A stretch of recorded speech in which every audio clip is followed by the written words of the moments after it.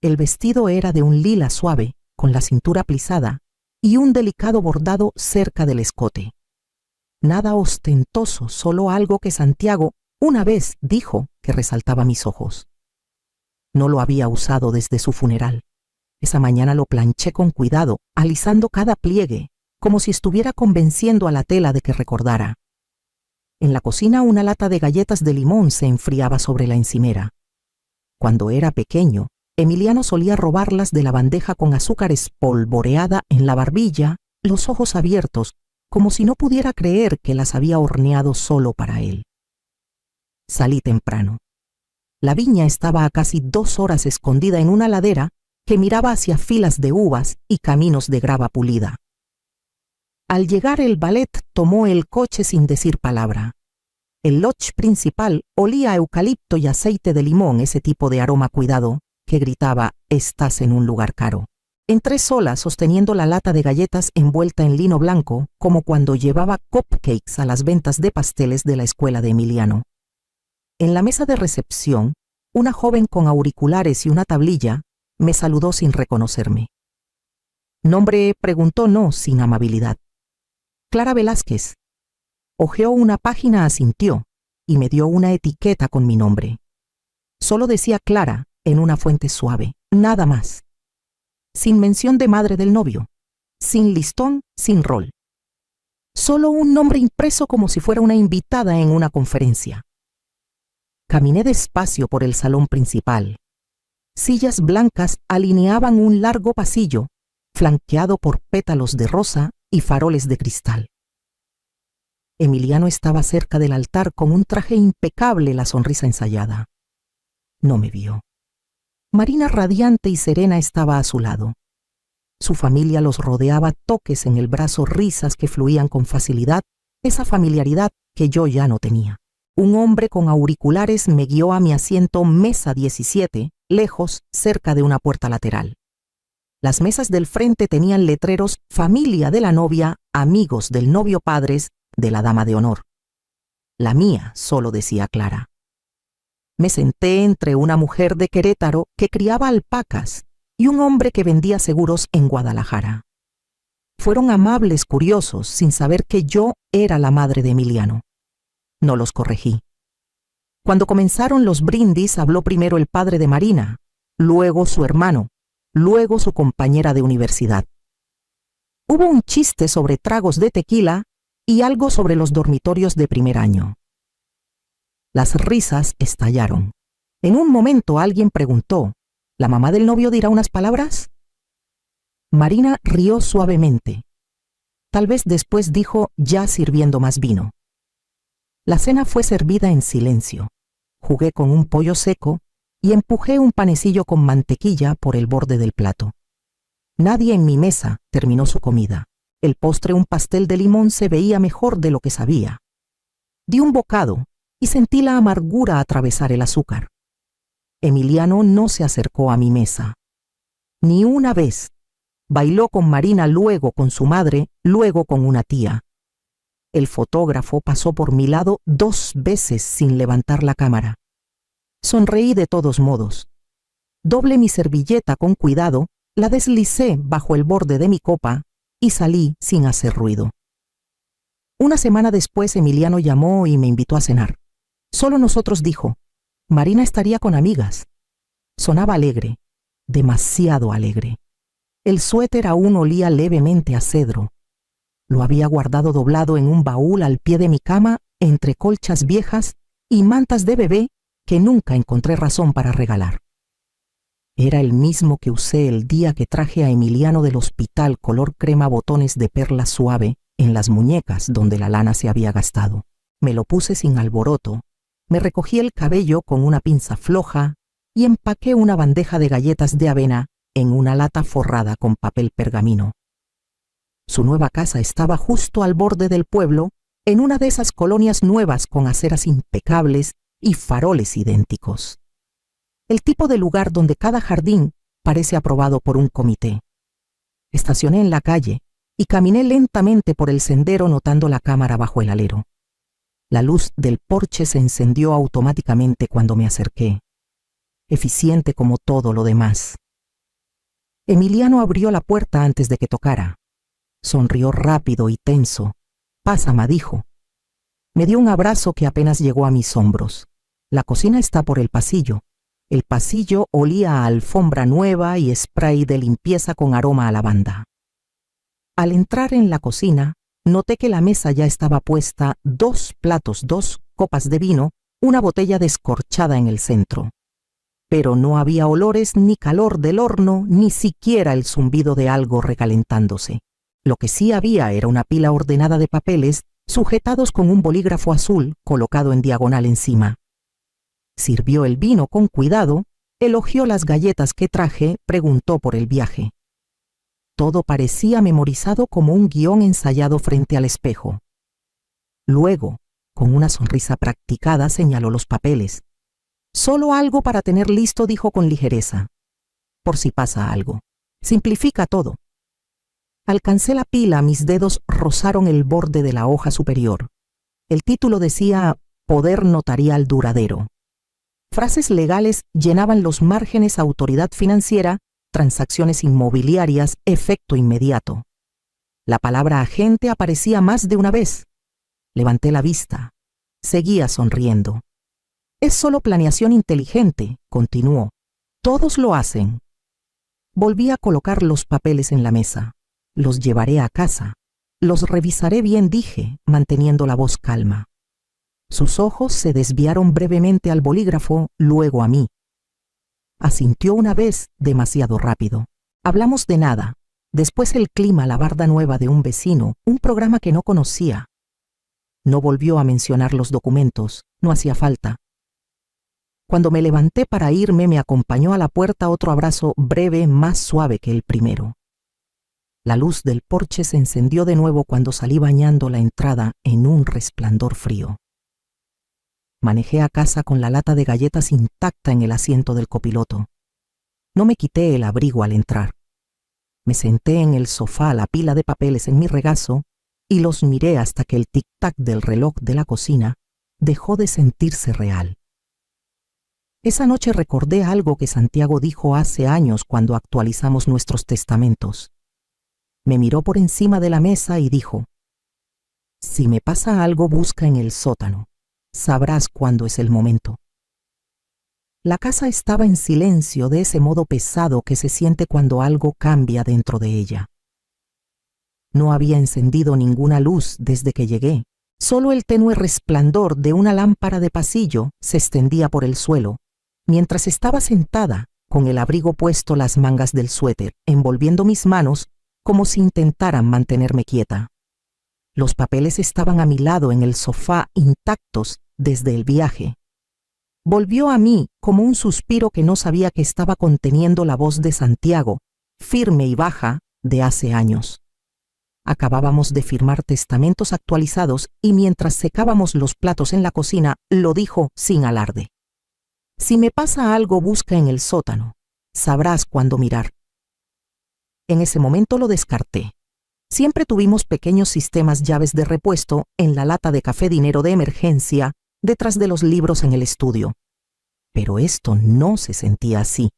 Esto era más profundo. Y ahora lo sabía. Bajé las escaleras del sótano despacio, con las rodillas rígidas, el pasamanos frío contra mi palma. Pasé la lavadora detrás de las cajas marcadas como luces de Navidad. Y cosas de bebé, encontré una caja metálica pequeña bajo un estante detrás de una sábana. Era más pesada de lo que esperaba. Fría. La llevé a la mesa plegable y la abrí con manos que comenzaron a temblar. Dentro todo estaba ordenado. Claro, era de Santiago. Una carpeta de cuero etiquetada con mi nombre completo. Sobres marcados con fechas. Estados de cuenta impresos con pestañas y resaltadores aún brillantes después de tantos años. En el fondo había una sola nota escrita a mano, doblada una vez con mi nombre en el frente en su letra cuidadosa y inclinada. «Clara, sé que no pedirás ayuda aunque la necesites. Por eso me aseguré de que nunca quedes atrapada. Todo lo que encuentres aquí es tuyo, protegido y sólido. No se lo digas a Emiliano. No porque no lo quiera, sino porque he visto qué pasa cuando la gente cree que merece algo. El dinero no cambia a las personas, las revela. La leí 2 veces, luego otra vez más despacio. Los documentos mostraban 2 cuentas de inversión, una escritura de una propiedad en San Miguel de Allende que no recordaba haber discutido, y una anualidad vinculada a un portafolio de retiro de su antigua firma. En total sumaban poco más de 150 millones de pesos. Me quedé allí mucho tiempo. No lloré, ni siquiera sentí alivio, solo quietud. En ese momento lo que sentí no fue seguridad, fue algo más pesado. El peso de ser vista antes de que siquiera supiera que estaba desapareciendo. Arriba, los papeles que Emiliano me dio seguían esperando en la mesa de la cocina. Los tomé, los guardé suavemente en un cajón y comencé a preparar café. Pronto llegaría una llamada. Lo sentía. La llamada llegó 2 mañanas después, justo cuando me acomodaba en el solarium con una taza de café tibio y el crucigrama que rara vez terminaba. La pantalla se iluminó con el nombre de Emiliano, y por un momento dejé que sonara una vez, luego 2 antes de contestar. «Hola, ma», dijo alegre medido. Bailamos con algunas cortesías el clima, su nueva barda, algo sobre Marina intentando una receta nueva.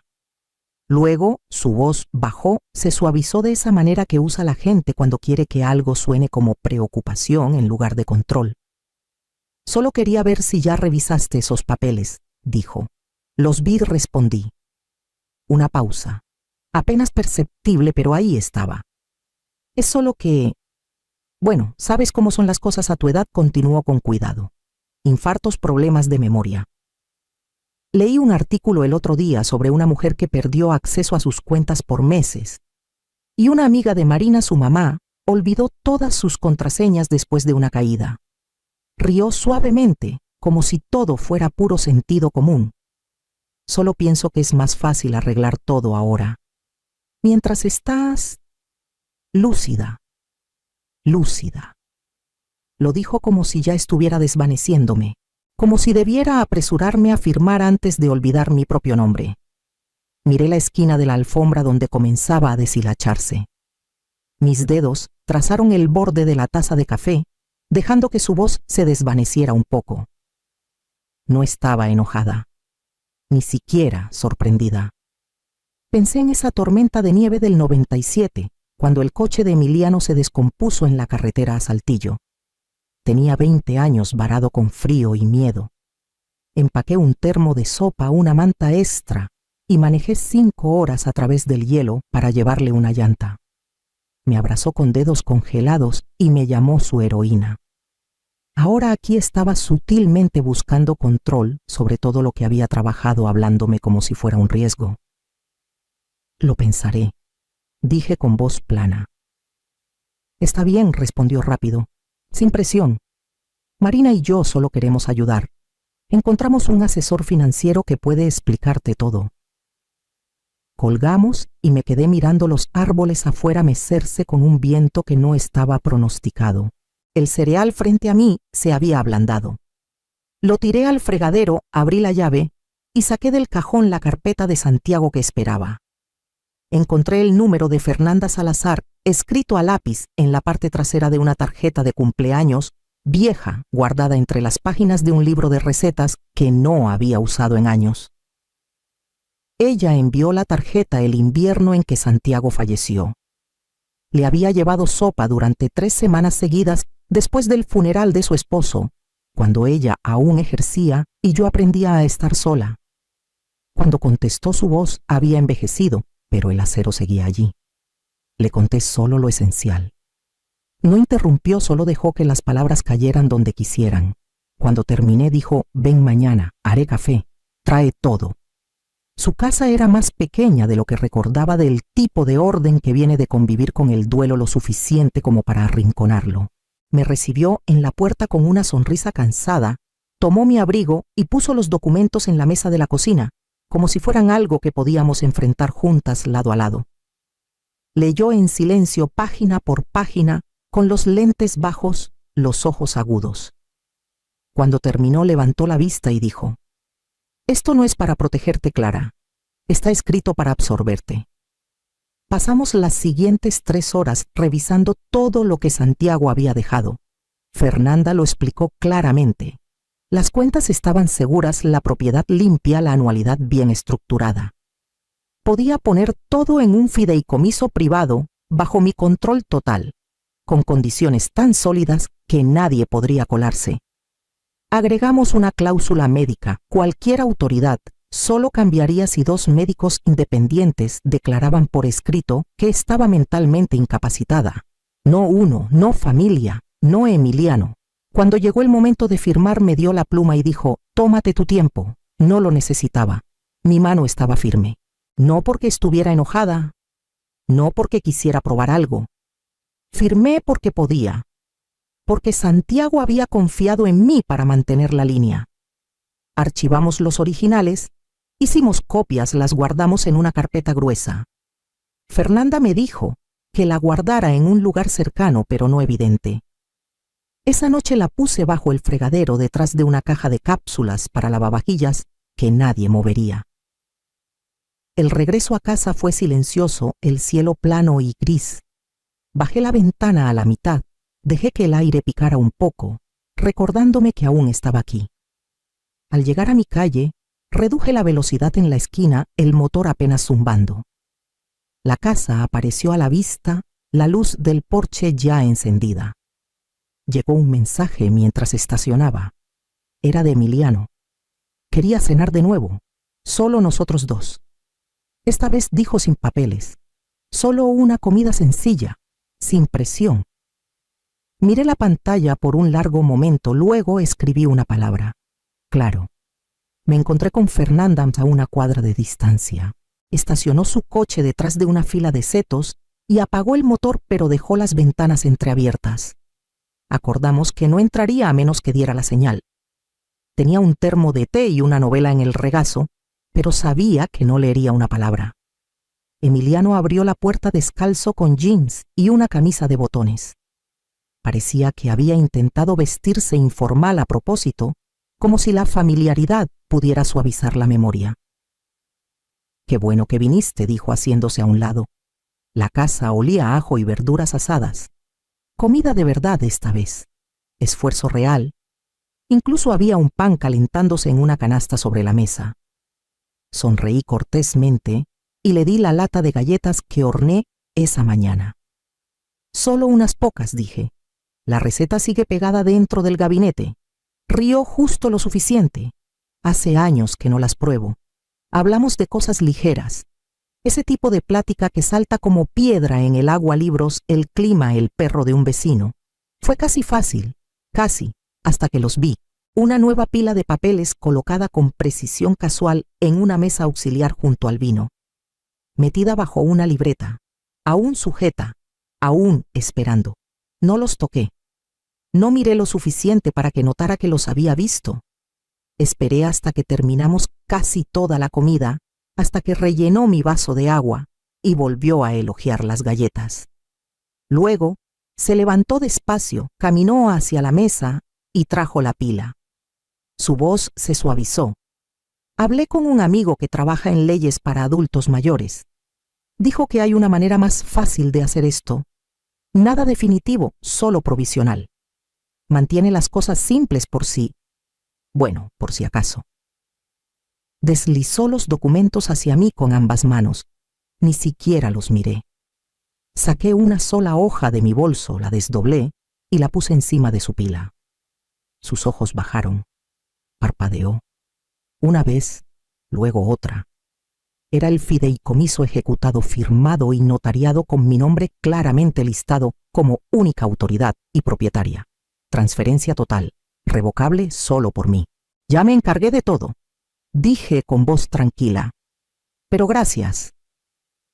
Se recostó los dedos, tamborilearon una vez en la mesa antes de detenerse. No dijo nada. Entonces se abrió la puerta. Fernanda entró como si perteneciera ahí, con el abrigo en un brazo, el bolso en la mano. «Buenas noches», dijo suavemente, asintiendo hacia Emiliano. «Clara, ¿lista para irnos?» Me levanté, recogí mis cosas y la seguí hasta la puerta sin mirar atrás. Afuera el viento había aumentado. Me subí el cierre del abrigo a la mitad y dejé el resto abierto. Fernanda no habló mientras caminábamos. Solo igualó mi paso hasta que llegamos al coche. Al alejarnos, miré una vez por el retrovisor y vi la luz del porche apagarse detrás de nosotros. A la mañana siguiente llegó el mensaje justo antes de las 10. El mensaje llegó la mañana siguiente. Vi su nombre parpadear en la pantalla mientras servía café y por un segundo casi no miro. Pero lo hice. Hiciste esto más difícil de lo necesario. Eso fue todo. Sin saludo, sin suavidad, solo culpa disfrazada de final. Puse el teléfono boca abajo junto al fregadero y me concentré en el jugo de naranja que había servido antes. Se había calentado. Lo tiré por el desagüe y enjuagué el vaso 2 veces. No por enojo, solo porque ya no lo quería. Esa tarde llegó un segundo mensaje. De Marina esta vez. Lamentamos que las cosas se pusieran incómodas. Intentábamos planear responsablemente. Si alguna vez quieres hablar, estoy disponible. Criaste a un hijo fuerte. Solo queríamos apoyar su futuro. Leí sus palabras 2 veces. Eran suaves en la superficie, pero debajo había algo más filoso, como si se hubiera trazado una línea y yo me hubiera salido del lugar. No respondí. Tampoco lo borré. Solo dejé el teléfono a un lado y dejé que el silencio se extendiera. Esa semana comencé a pasar más tiempo en la biblioteca del centro.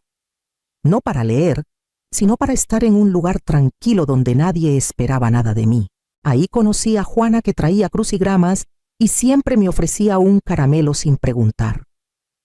A Lorena, que tejía en silencio en una esquina. Y a Margot, que caminaba con un bastón que rara vez usaba, salvo cuando alguien la miraba. No compartíamos detalles, pero con el tiempo comenzamos a reconocer las formas del duelo de cada una. No siempre se decía. La mayoría de los días no hacía falta. Una mañana Margot me invitó a ayudar con el jardín detrás del edificio. La tierra era dura, descuidada, desigual. Juntas la removimos fila por fila con las manos en la tierra. Plantamos tomates albahaca, unos girasoles, solo por terquedad. Lo llamamos el rincón silencioso. No pensé mucho en Emiliano mientras plantaba, no a menudo. Y cuando lo hacía no dolía como antes. Algo había cambiado, no sanado, pero aclarado.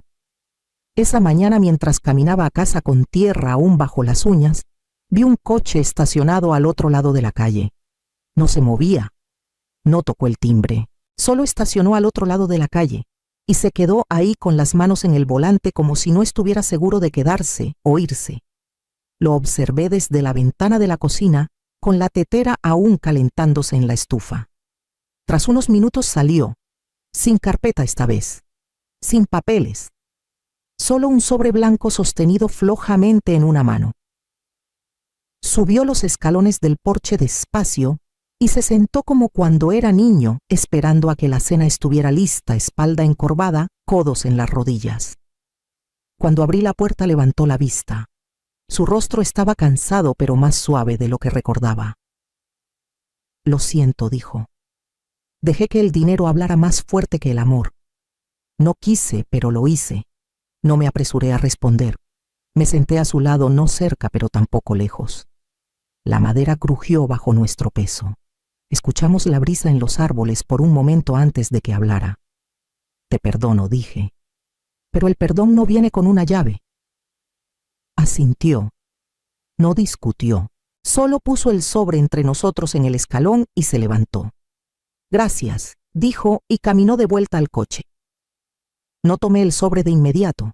Me quedé sentada dejando que el silencio llenara el espacio que dejó.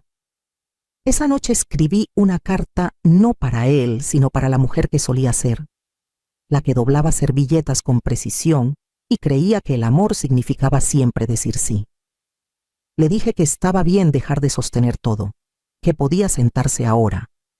El peso ya había sido llevado lo suficiente.